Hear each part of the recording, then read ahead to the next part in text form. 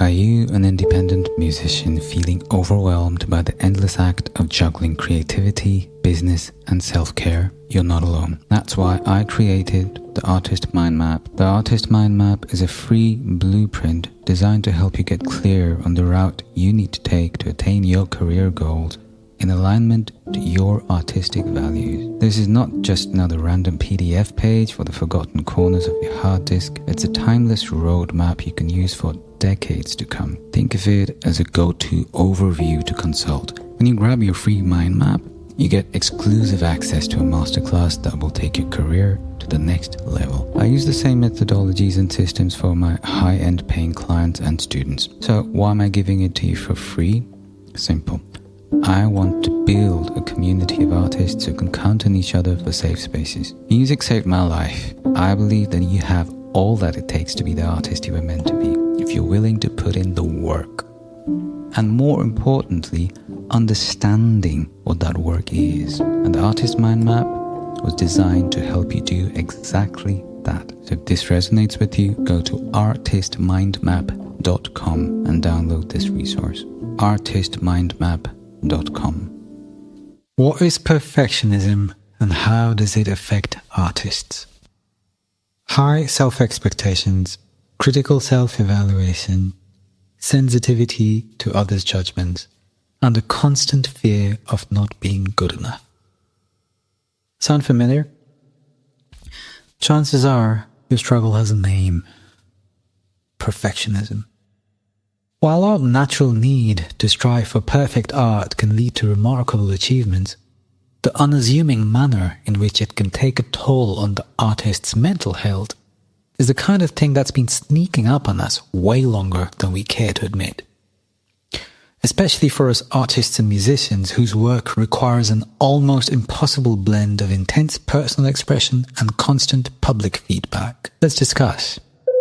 Welcome to another session solo cast. These solo casts were designed to help independent artists and musicians like you navigate the very complex labyrinth that is your artistic practice and career. They're based on empirical research and experiences of my own career as an independent musician and an educator and coach working with artists just like you. The primary aim behind these sessions is to offer accessibility to the kind of education many of us need to work with in order to forward ourselves in these very confusing times as empowered and independent artists in the truest sense of the word.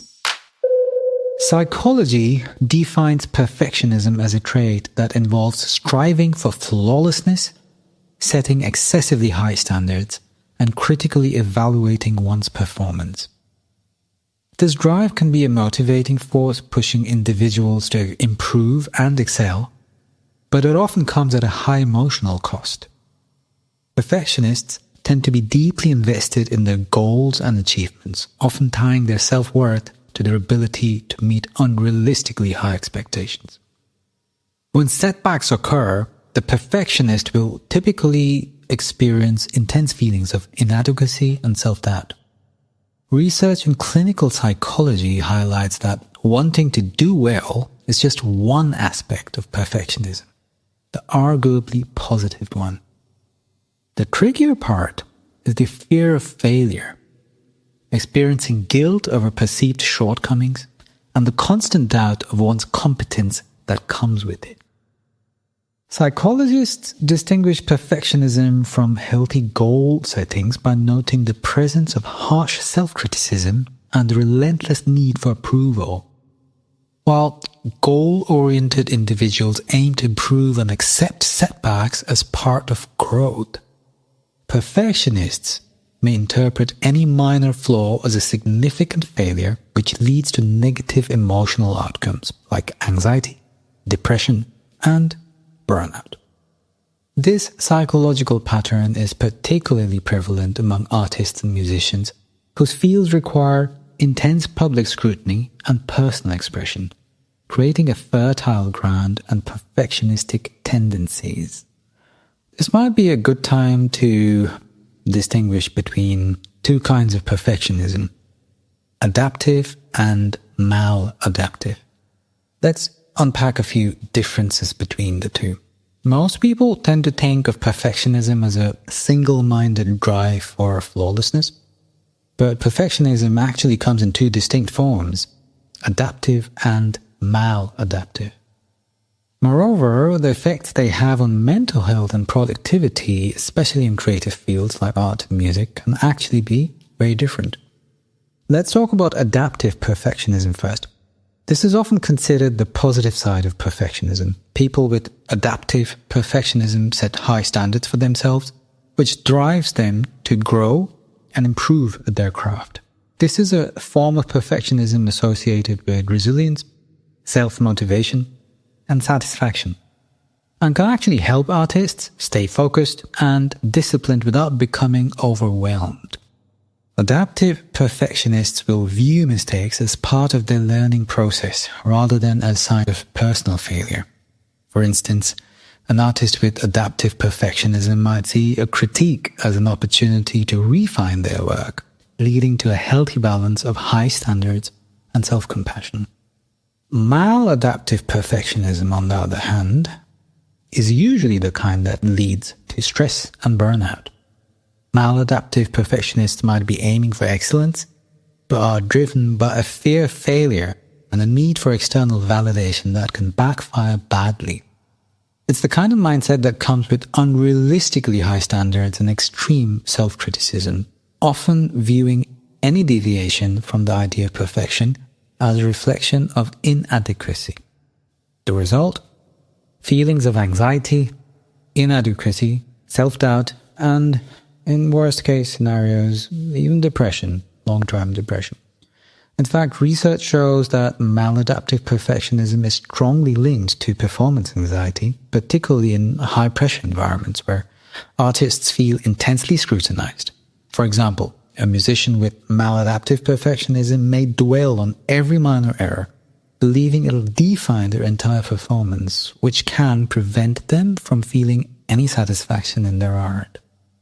The difference between these two forms of perfectionism is significant because it affects how artists engage with their work. Adaptive perfectionism can fuel passion and growth, helping artists take risks and persevere through challenges.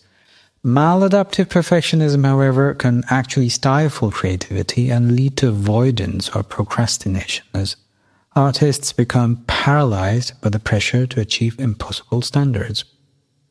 So, recognizing this distinction is crucial for us artists if we want to achieve excellence without compromising our mental well-being. And by identifying and addressing maladaptive tendencies, we can learn to channel our endeavors in a way that supports rather than sabotages the creative process. Case studies. The cost of perfectionism among famous artists. Many well-known artists have suffered the highs and lows of perfectionism. Michael Jackson, for example, is celebrated for his dedication and meticulous standards, which produced groundbreaking performances.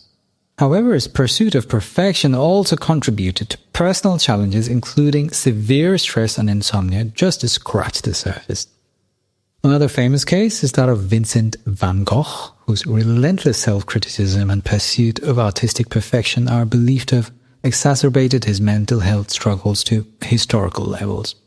Academic studies echo these examples, by the way, displaying ample proof that musicians and other artists who fixate on perfection often struggle with performance anxiety, burnout, and a reduced sense of fulfillment.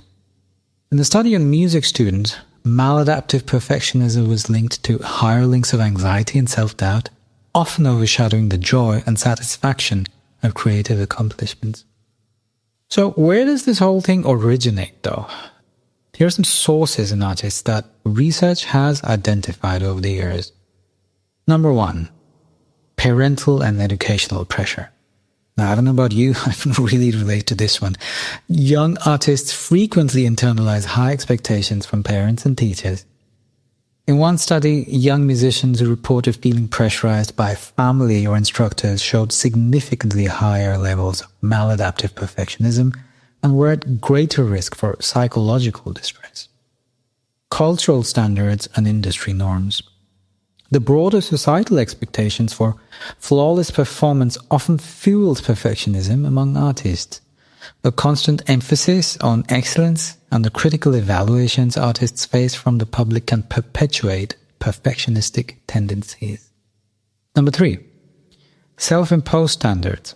Many artists develop their own high standards, driven by deep personal investment in their work. This self-driven perfectionism, though, while constructive in the beginning, can become unhealthy if it transforms into a fixation on flawless outcomes. Again, there's that word, flawless, rather than improvement in the process in the long run. So 3 very common factors there: parental and educational pressure, cultural standards and industry norms, and self-imposed standards. So how do we address and mitigate perfectionism? Overcoming perfectionism requires a blend of strategies that hopefully will address both the cognitive, the brain part of it, and emotional aspects of the trait, which is where most of us artists are operating from, emotion. But here are some suggestions. Number 1, cognitive behavioral approaches. CBT is a thing, cognitive behavioral therapy. Cognitive behavioral therapy has proven effective in helping artists recognize and modify perfectionistic thoughts by reframing critical thoughts and reducing all or nothing thinking. Anyone know about that? All or nothing thinking. Artists can develop a healthier relationship with their practice, their work. Number 2, mindfulness practice. Mindfulness practices. It's a bit of a buzzword. It's a word that's been hijacked by some questionable demographics in the meantime, but mindfulness training helps artists cultivate awareness and acceptance, allowing them to observe their perfectionistic tendencies without becoming overwhelmed by them. In studies on music students, mine included by the way, those who practiced mindfulness experienced less anxiety and rumination, leading to better mental well-being and eventually better practice in their art and even better productivity. Like some of the students I worked with, once I got them into some of these mindfulness practices, I noticed that the quality of the work was actually improving by leaps and bounds. Number 3, building resilience. Developing resilience through self-efficacy training has also shown promise. Might sound a bit redundant, but resilient artists, especially in this current era, are better equipped to handle setbacks, reducing the negative impact of perfectionism on mental health, allowing them to bounce back more easily from perceived failures. The role of mentorship and coaching. I talk about this quite a bit. Might sound like a bit of a shameless pitch since I actually run a coaching business, but I always try to address this and find context in how that helps us deal with artist-specific challenges like perfectionism. Mentorship plays an increasingly critical role in helping artists manage perfectionism. When I say mentorship, I'm not just referring to generic music lessons, but true mentorship, like proper coaching, proper training, wherein we are taking all aspects of the artistic process into consideration. A supportive mentor or coach will offer constructive feedback, model a balanced approach to high standards, and provide emotional support.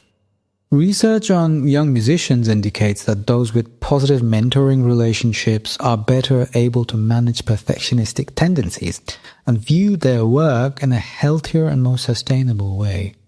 Coaches and mentors can also help shift the artist's focus from flawless execution to personal and artistic growth, fostering a mindset that prioritizes progress and growth over perfection, which is a very vague term in the first place. I don't know if any of you've heard my episode with Jake Sharman, one of the most badass musicians out there.